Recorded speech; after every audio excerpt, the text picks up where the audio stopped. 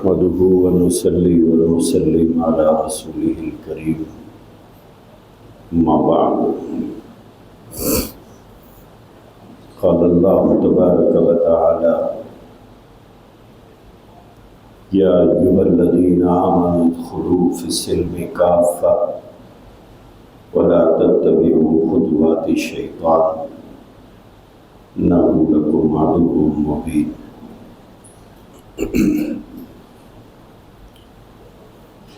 بزرگان محترم، گزشتہ جمعہ یہ بتلایا گیا تھا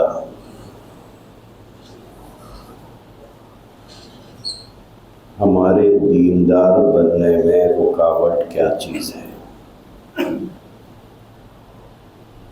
کون سی چیز ہے جو ہمارے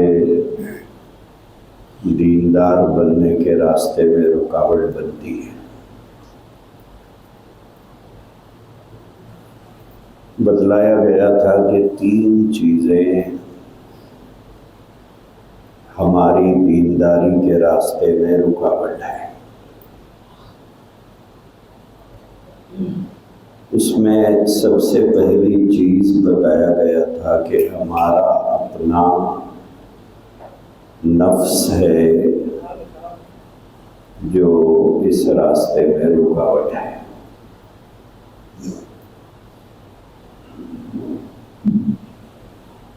اس کی تفصیل گزشتہ جمعہ میں نے بیان کر دی کہ نفس کیا ہے اور کیسے وہ ہمیں دین پر چلنے کے راستے میں رکاوٹ بنتا ہے۔ دوسری چیز ہے شیطان،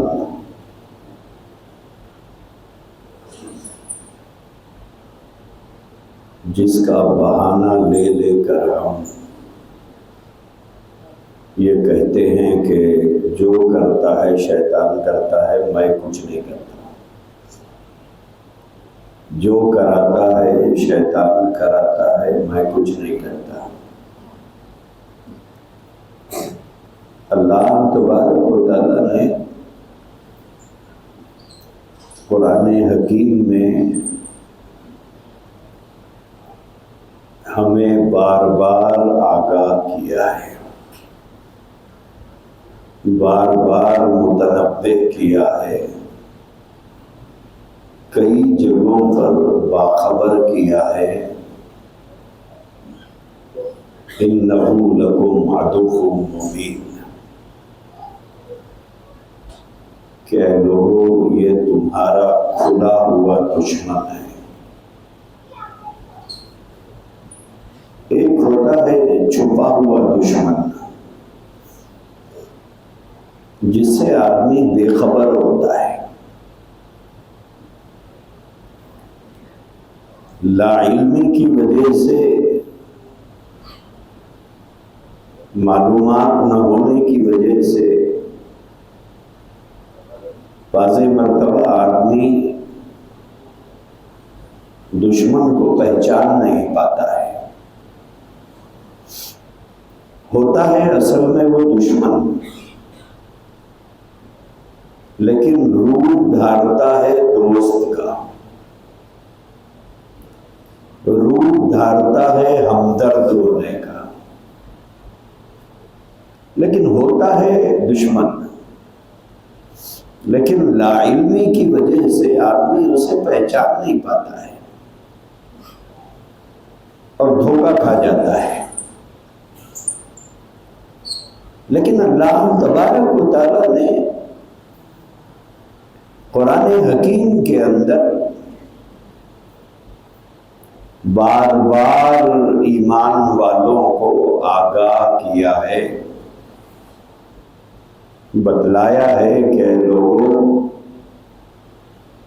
وہ تمہارا چھپا ہوا دشمن نہیں ہے، کھلا ہوا دشمن ہے۔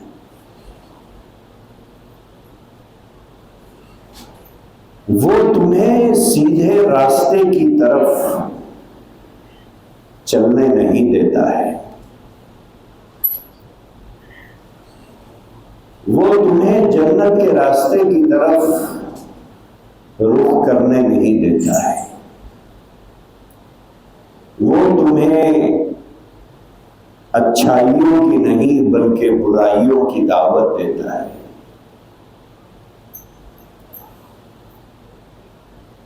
اللہ کو راضی کرنے والے ہر عمل کے راستے میں وہ تمہارے لیے رکاوٹ بنتا ہے۔ تو ہماری دینداری کے راستے میں پہلی رکاوٹ ہے ہمارا اپنا نفس، جو ہمیں کھینچ کھینچ کر بٹھاتا ہے، ہمیں نہ مسجد کا رخ کرنے دیتا ہے، نہ تلاوت کے لیے قرآن حکیم کو ہاتھ میں لینے دیتا ہے۔ دوسری چیز ہے شیطان، جس نے اللہ تبارک و تعالیٰ کو چیلنج کر کے آیا تھا کہ میں تیرے بندوں کو بھٹکاؤں گا، میں تیرے بندوں کو سیدھے راستے پر چلنے نہیں دوں گا، میں تیرے بندوں کو تیری مان کر چلنے نہیں دوں گا، تیری ماننے نہیں دوں گا، تیرے بتائے ہوئے راستے پر چلنے نہیں دوں گا۔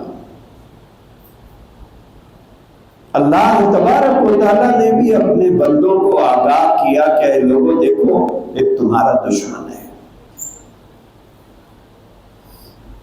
جو تمہارے اور میرے درمیان میں کھڑا ہوا ہے، تم میری طرف آنا چاہتے ہو، وہ تمہیں روکتا ہے، اس سے بچ کر زندگی گزارو، اس کے بہکاوے میں مت آؤ، اس کی بات نہ سنو، بلکہ تمہیں بات سننا ہے اللہ کی اور اللہ کے نبی کی، تمہیں بات سننا ہے اللہ کی اور اللہ کے رسول کی، تمہیں بات سننا ہے اللہ کی اور اللہ کے پیغمبر کی، تمہیں بات سننا ہے اللہ کی اور اللہ کی کتاب کی، تمہیں بات سننا ہے اللہ کی اور اللہ کے دین کے احکامات کی۔ بہکاوے میں مت آؤ۔ یہ بظاہر خیر خواہ کے روپ میں مشورہ دیتا ہے، لیکن یہ تمہارا خیر خواہ نہیں ہے، یہ تمہارا بدخواہ ہے۔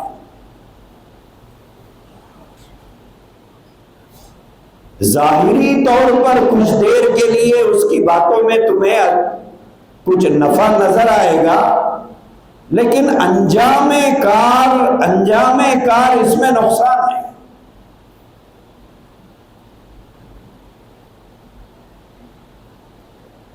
شیطان کے بارے میں فرمایا کہ وہ یجری مجری الدم، خون جیسے رگوں میں دوڑتا ہے آدمی کے جسم میں، فرمایا کہ شیطان تمہاری رگوں میں ایسا دوڑتا ہے، تمہارا ایسا پیچھا کرتا ہے۔ اسی لیے اللہ تبارک و تعالیٰ نے فرمایا یہ تمہارا بالکل کھلا ہوا دشمن ہے۔ کسی نے لکھا ہے کہ بہت سی مرتبہ کچھ دینی مجلسوں میں آنے کے بعد، درس قرآن میں بیٹھنے کے بعد، درس حدیث میں بیٹھنے کے بعد، کسی جلسے میں شریک ہونے کے بعد، بعض مرتبہ آدمی کا ذہن بدلتا ہے، اس کا ارادہ بدلتا ہے، اس کی فکر بدلتی ہے، اس کی سوچ بدلتی ہے۔ آدمی سوچتا ہے کہ بالکل صحیح باتیں سنا ہوں میں، لہذا مجھے بدلنا چاہیے،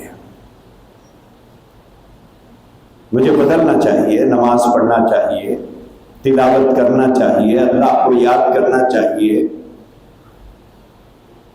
غلط راستے سے اپنی زندگی کو بچانا چاہیے۔ آدمی ارادہ کرتا ہے۔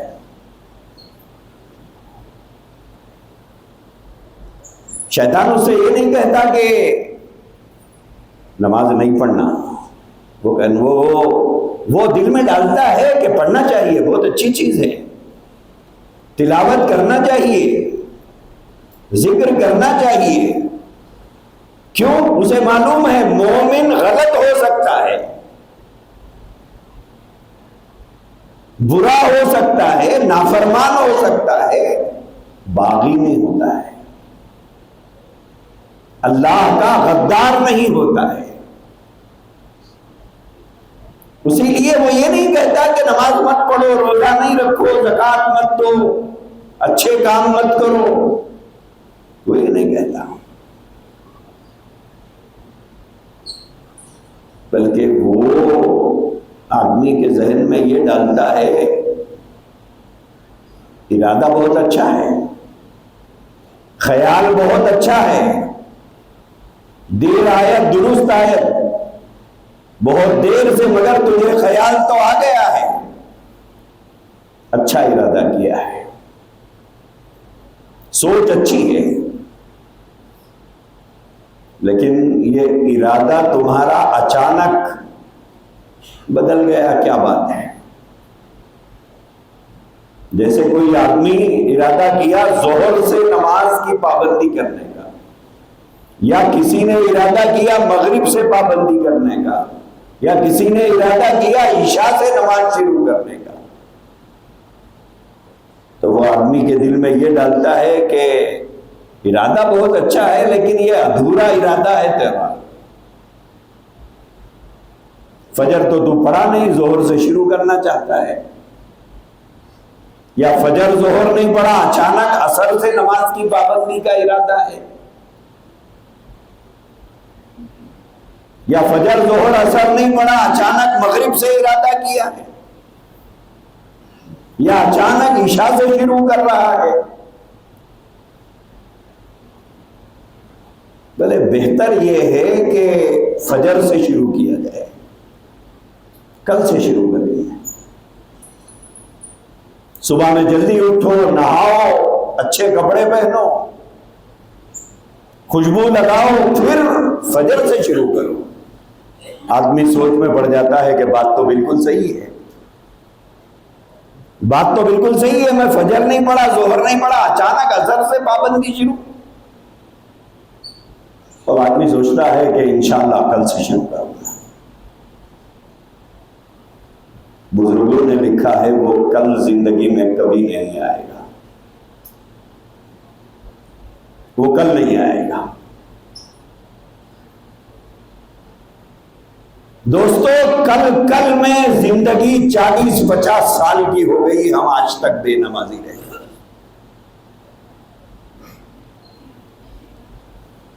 ارادہ نہیں ہے، ارادہ ہے، لیکن ارادہ آج کا نہیں ہے، کل کا ہے۔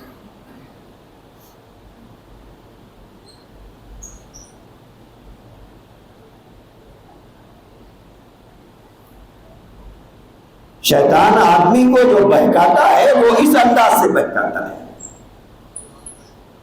اور آدمی اس بہکاوے میں پڑ جاتا ہے۔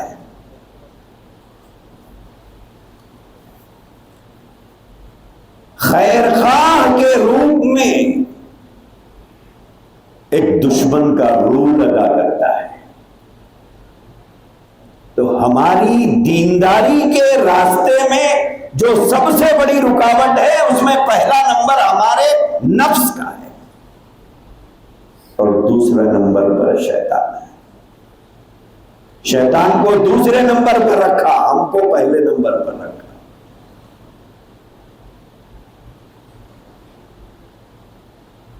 اللہ نے قرآن میں ایک جگہ فرمایا الشیطان یعدکم الفقر ویأمرکم بالفحشاء،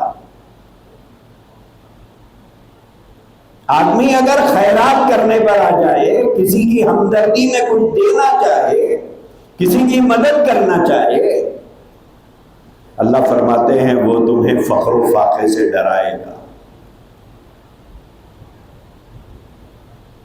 وہ تمہیں ڈرائے گا۔ اگر ایسا دیتا رہے گا تو تیرے پاس کیا رہے گا؟ اگر ایسا دیتا رہے گا تو تیرے بچوں کا کیا ہوگا؟ ایسا دیتا رہے گا تو مکان کب بنے گا؟ ایسا خیرات کرتا رہے گا تو تیرے فیوچر کا کیا ہوگا؟ اللہ فرماتے ہیں وہ تمہیں فخر و فاقے سے ڈرائے گا۔ یہی وجہ ہوتی ہے کہ بہت سے ضرورت مند جو واقعی ضرورت مند ہیں وہ بھی نظر انداز کر دیے جاتے ہیں مال کی محبت میں۔ کبھی ہمارے اپنے نظر انداز ہو جاتے ہیں، سگا بھائی نظر انداز، سگی بہن نظر انداز، سگی خالہ نظر انداز، سگی پھوپھی نظر انداز، سگی بہن نظر انداز۔ اللہ فرماتے ہیں الشیطان یعدکم الفقر، تمہیں فقر و فاقے سے ڈراتا ہے۔ دوسری جگہ اللہ نے فرمایا یمحق اللہ الربا ویربی الصدقات، سود سے مال گھٹتا ہے، صدقات سے مال بڑھتا ہے۔ اللہ سود کو گھٹاتا ہے، صدقات کو بڑھاتا ہے، یہ اللہ کا اصول ہے۔ دنیا والوں نے ہمارے ذہنوں میں یہ اصول بٹھا دیا، سود سے مال بڑھتا ہے، صدقے سے مال کم ہوتا ہے۔ لیکن اللہ نے فرمایا ایسا نہیں ہے، بلکہ سود سے مال گھٹتا ہے، صدقات سے مال بڑھتا ہے۔ تو اللہ تبارک و تعالیٰ نے فرمایا کہ شیطان تمہیں فخر و فاقے کا ڈر دلاتا ہے۔ یہ فخر و فاقے کا ڈر اتنا ذہنوں میں بیٹھ گیا، اتنا دل میں جگہ بنا لیا، لاکھوں لوگ ایسے ہیں جن کے پاس اللہ کے گھر کی زیارت کی حیثیت ہے لیکن اس کے باوجود جاتے نہیں ہیں۔ سالوں ہو گیا حج فرض ہو گیا، حج کے لیے نہیں گئے۔ زندگی میں کئی مرتبہ اتنا مال جمع ہوا کہ عمرہ تو کر کے آ سکتے ہیں، جاتے نہیں جاتے ہیں۔ 80-90 ہزار میں عمرہ ہو جاتا ہے لیکن جائیں گے نہیں۔ بتاؤ یہ مال کی محبت نہیں ہے تو پھر اور کیا ہے؟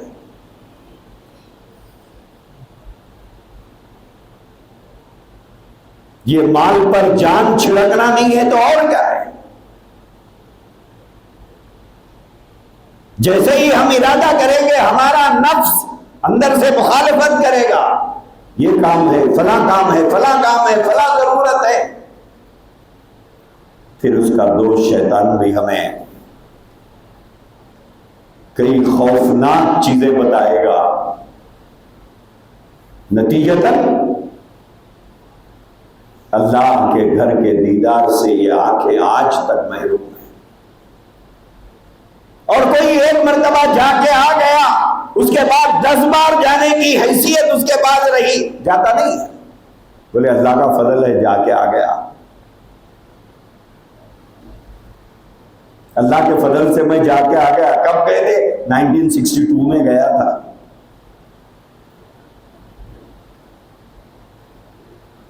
کتنے لوگ ہیں جن کو اللہ تبارک و تعالیٰ نے حیثیت دی ہے لیکن اللہ کے گھر کے دیدار کا شوق نہیں۔ نبی پاک صلی اللہ علیہ وسلم کے روضے اطہر پر حاضر ہو کر بنفس نفیس وہاں کھڑے ہو کر سلام کرنے کا شوق نہیں۔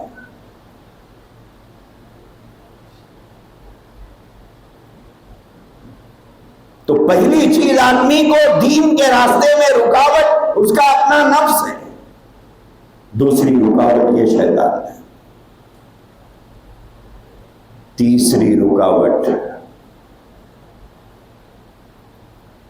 اس کے اپنے اہل و عیال اور دوست احباب ہیں، اس کے اپنے ہیں۔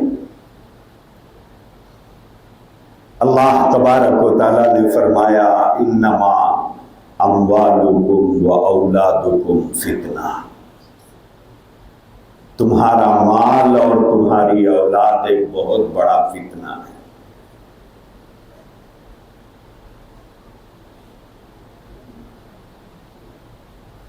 اپنے اہل و عیال کی محبت میں پڑھ کر ہی تو اللہ کے گھر کی زیارت کو نہیں جا رہا ہے،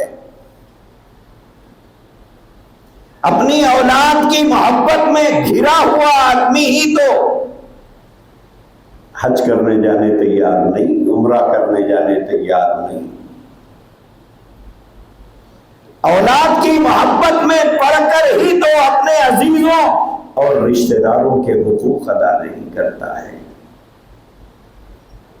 اولاد ہی کی محبت میں حلال و حرام کی تمیز کے بغیر مال جمع کر رہا ہے، اولاد ہی کی محبت میں جائز اور ناجائز میں فرق نہیں کر رہا ہے۔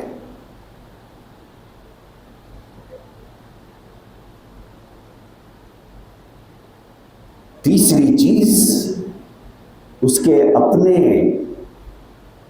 عزیز اور رشتہ دار اور اس کے مصاحبین اور ہمنشین جس کے ساتھ آدمی اٹھتا اور بیٹھتا ہے، اگر ہمارے دوست بے نمازی ہیں یاد رکھو ہر نماز کے وقت آپ کو وہ روکیں گے، آپ انہیں لانے میں کامیاب نہیں ہوں گے، وہ آپ کو روکنے میں ضرور کامیاب ہوں گے۔ اچھائی کی طرف آپ انہیں کھینچ کر نہیں لا سکیں گے، برائی کی طرف وہ آپ کو لے کے چلیں گے، کیونکہ پیچھے دو سپورٹر اور ہیں، ایک نفس ایک شیطان، تیسرے شیطان کی شکل میں یہ دوست۔ صحبت صالح ترا صالح کند، نیک آدمی کی صحبت آدمی کو نیک بناتی ہے اور برا ہم نشین آدمی کو برا بناتا ہے۔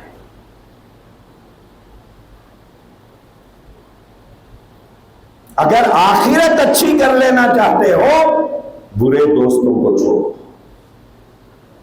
برے ہم نشینوں کو چھوڑو، دیندار بننا چاہتے ہو دینداروں کی صحبت میں رہو، جنت میں جانا چاہتے ہو جنت کے طلبگاروں کے ساتھ رہو، اللہ کی محبت دل میں پیدا کرنا چاہتے ہو اللہ سے ڈرنے والوں کے ساتھ رہو۔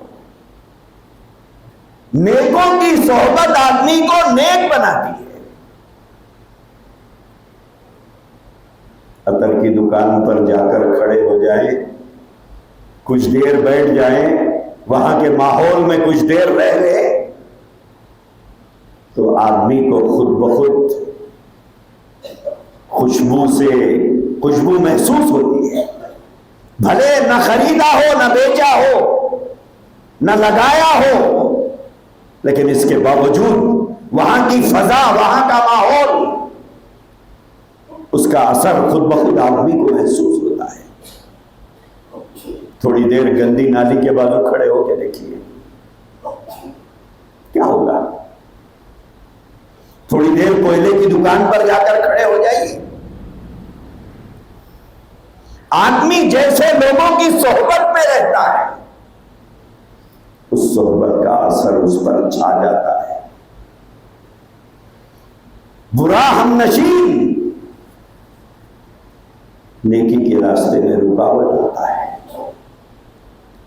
برا آدمی برائی کی طرف کھینچتا ہے، اچھا آدمی اچھائی کی طرف کھینچتا ہے۔ نمازی آدمی آپ کو نماز کے وقت کہتا ہے چلو اذان ہو گئی، نماز کو چلیں گے،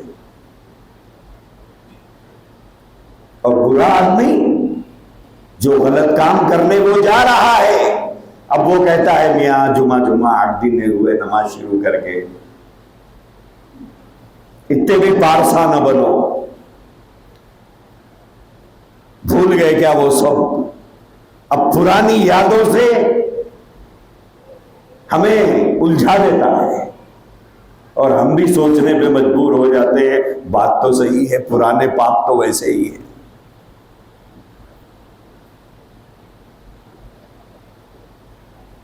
یا تو آدمی اپنوں کی محبت میں پڑھ کر برا بن جاتا ہے، گناہ کا کام کر لیتا ہے، یا اپنے دوستوں کی غلط دوستوں کی صحبتوں کی وجہ سے آدمی غلط ہو جاتا ہے۔ جیسا دوست ہوگا آدمی اسی کے طریقے پر ہوگا۔ برا ہم نشین، برائی کے راستے پر پڑھ کر زندگی گزارنے والا، اللہ کی نافرمانی کرنے والا، نبی کے طریقوں سے بھاگنے والا، دین کے طریقوں سے بیزار ہو کر دنیا کی محبت میں پڑھ کر زندگی گزارنے والا دوست کبھی آپ کو جنت کے راستے پہ چلنے نہیں دے گا۔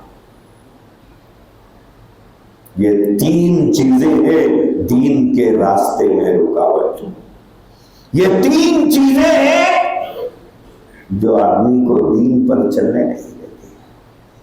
برے لوگ جو ہوتے ہیں ہمیشہ وہ برائی کو پسند کرتے ہیں، نیکوں کو اپنے درمیان دیکھنا نہیں پسند کرتے۔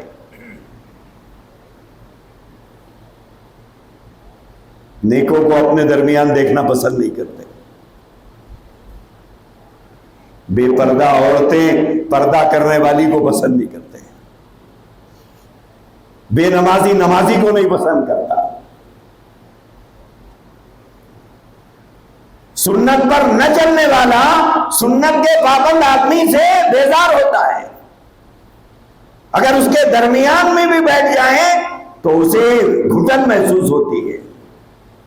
بے پردہ عورتیں ایک پردے والی عورت کو اپنے بیچ میں دیکھ کر گھٹن محسوس کرتے ہیں، ارے کیا بھائی یہ کیا ہے، ہم بھی تو مسلمان ہیں، اتنی پابندی کیا ہے؟ خوشی کا اظہار نہیں کریں گے، انکریج نہیں کریں گے اسے، یا اس کو دیکھ کر حوصلہ نہیں پائیں گے، اس کو دیکھ کر اپنی بے حیائی، اپنی بے شرمی اور اپنی بے غیرتی کا احساس نہیں ہوگا، بلکہ نشانہ ملامت بنائیں گے، تنقید کریں گے، اور ان تنقیدوں سے ہم متاثر ہو جائیں گے، ارے سب کے بیچ میں نمونہ نظر آ رہی ہوں برقع پہن کر، سب کے بیچ میں نمونہ نظر آ رہا ہوں ٹوپی لگا کر، سب کے بیچ میں نمونہ نظر آ رہا ہوں داڑھی چھوڑ کر۔ کامیاب وہ ہوئے یا ہم ہوئے؟ انہوں نے ہم کو متاثر کر دیا، انہوں نے ہمیں متاثر کر دیا۔ 2-4 مرتبہ کے بعد برقع پہننے والی بھی برقع چھوڑ دیتی ہے، ٹوپی لگانے والا بھی ٹوپی چھوڑ دیتا ہے۔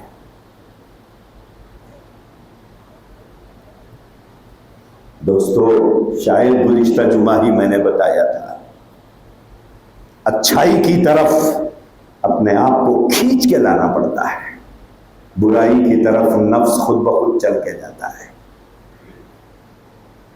اچھائی کی طرف اپنے آپ کو کھینچ کے لانا پڑتا ہے، معمولی محنت نہیں لگتی ہے۔ مثال دے کے میں نے کہا تھا اچھے بنانے کے لیے دنیا میں اسکول ہے، مدرسے ہے، کالج ہے، یونیورسٹی ہے، لائبریریاں ہیں، لاکھوں اسکول ہے دنیا میں، لاکھوں کالج ہوں گے، ہزاروں یونیورسٹیاں ہوں گی، جہاں انسان کو اچھا بنانے کے لیے برس ہا برس محنت کی جاتی ہے۔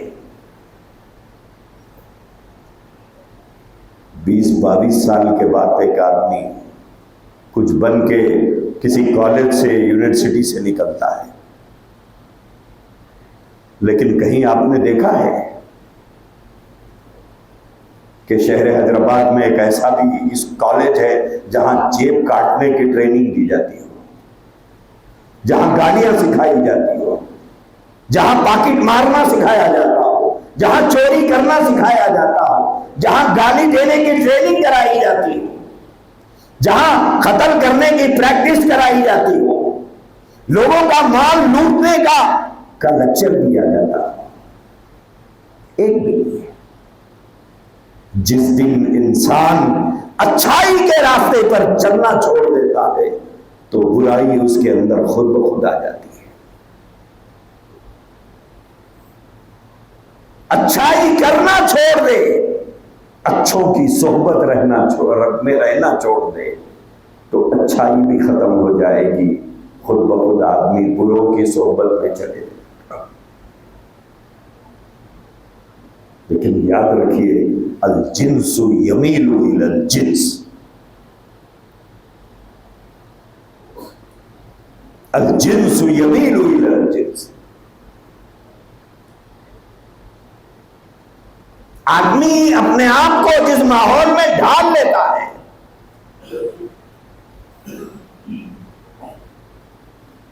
تو دنیا میں وہ کہیں پر بھی جائے، اس کا جو نیچر ہوتا ہے، اس کا جو مزاج ہوتا ہے، اس کی جو طبیعت ہوتی ہے، دنیا میں وہ کہیں بھی جائے وہ ویسے ہی لوگوں کو تلاش کرتا ہے، اس کا دل ویسے ہی لوگوں میں لگتا ہے۔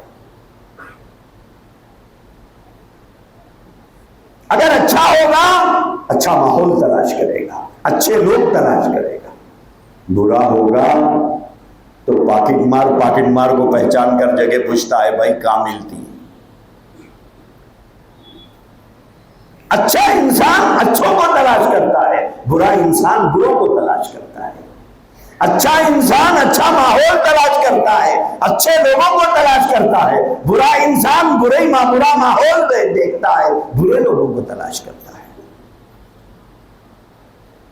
اسی لیے دوستو یہ تین چیزیں ہیں جو ہمیں دیندار بننے نہیں دیتی۔ یہ تین چیزوں سے ہمیں لڑنا پڑے گا، اس سے فائٹ کرنا پڑے گا۔ ایک ہمارا نفس ہے جو مانتا نہیں ہے، ہزار بہانے کرتا ہے۔ دوسرا شیطان کا بہکاوا، تیسرا دین کے راستے میں رکاوٹ ہمارے اپنے کچھ کم نہیں ہے۔ کبھی بیوی اس راستے میں رکاوٹ، کبھی بیوی کے لیے شوہر اس راستے میں رکاوٹ، کبھی باپ کے لیے بچے رکاوٹ، تو کبھی بچوں کے راستے میں باپ شیطان بن کے کھڑا ہو گیا۔ ایک لڑکا آ کر مجھ سے کہنے لگا کہ مولانا وہ ہمارے ماں باپ میری داڑھی کاٹنے پر بضد ہیں کہ وہ کہہ رہے ہیں کہ داڑھی کٹاؤ۔ اگر نہیں کٹائے گا تو ہم تجھے گھر میں رہنے دیں گے۔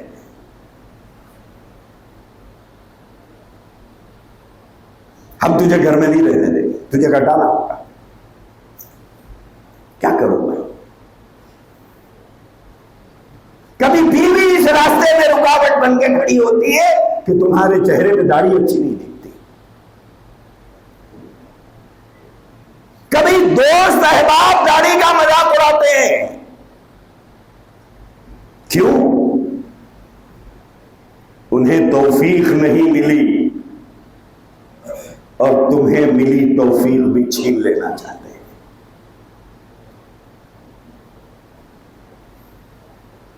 کبھی حلال روزی روٹی کے پر بیوی بچے راضی نہیں ہوتے، نتیجہ میں آدمی حرام کمانے پہ مجبور ہو جاتا ہے۔ میرے بھائیوں، یہ تین چیزیں ہیں اور ان تین چیزوں سے مقابلہ کر کے آدمی کو اپنی جنت کا سامان کرنا ہے، اللہ کے راضی ہونے کے اعمال کرنا ہے اور اپنے آپ کو جہنم سے بچانے کی فکر کرنا ہے۔ کل جب خبر میں جائیں گے تو یہ تین میں سے کوئی بھی ہمارے ساتھ نہیں ہوگا۔ جس کی خوشی کے لیے آج ہم اللہ کو ناراض کر رہے ہیں، یہ سب ہمارے ساتھ خبر تک رہیں گے۔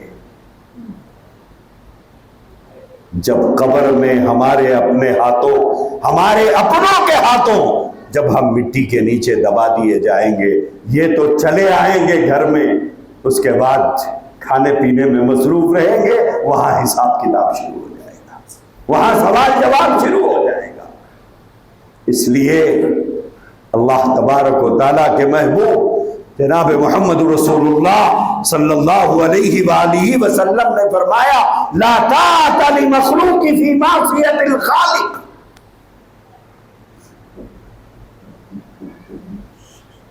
مخلوق کی خوشی کے لیے رب کو ناراض مت کرو۔ اللہ کی اطاعت ہمارے اوپر لازم ہے،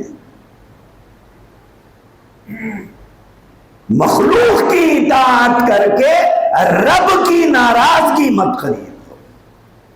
ہاں، ہماری ماں کی خواہش، ہمارے باپ کی خواہش، ہماری بیوی کی خواہش، ہمارے بچوں کی خواہش اللہ کی مرضی کے خواہش کے مطابق ہو، اور ان کی خواہش کو پورا کرنے کے لیے ہمارے پاس جائز اور حلال کمائی ہو۔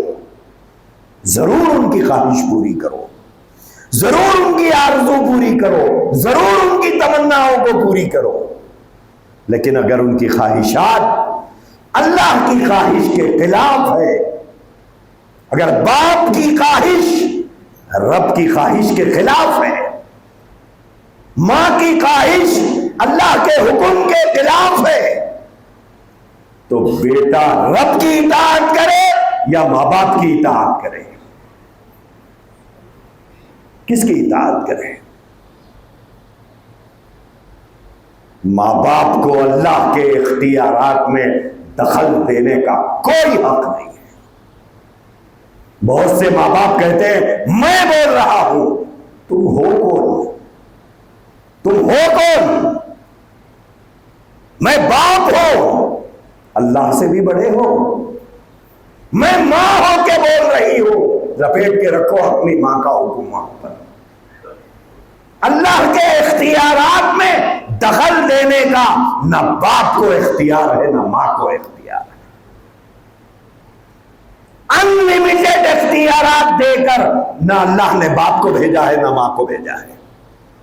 ہر ایک کے اختیارات کی ایک لمٹ ہے، اس لمٹ پر جا کر اس کا اختیار ختم ہو جاتا ہے۔ ماں باپ کا مطلب یہ نہیں ہے اللہ کے حکموں کو روک دو، تم نبی کے فرمان کو پسے پش ڈال دو، اور اللہ کی کتاب قرآن مجید کے حکموں کو نظر انداز کر کے اپنے باپ ہونے کا یا ماں ہونے کا حق جتاؤ۔ کوئی اختیار نہیں ہے۔ اس لیے دوستو، اپنی آخرت کی فکر کرو، اور ہر چیز میں سوچو کہ میں کدھر جا رہا ہوں اور کتنے دن چل سکوں گا اس راستے پر۔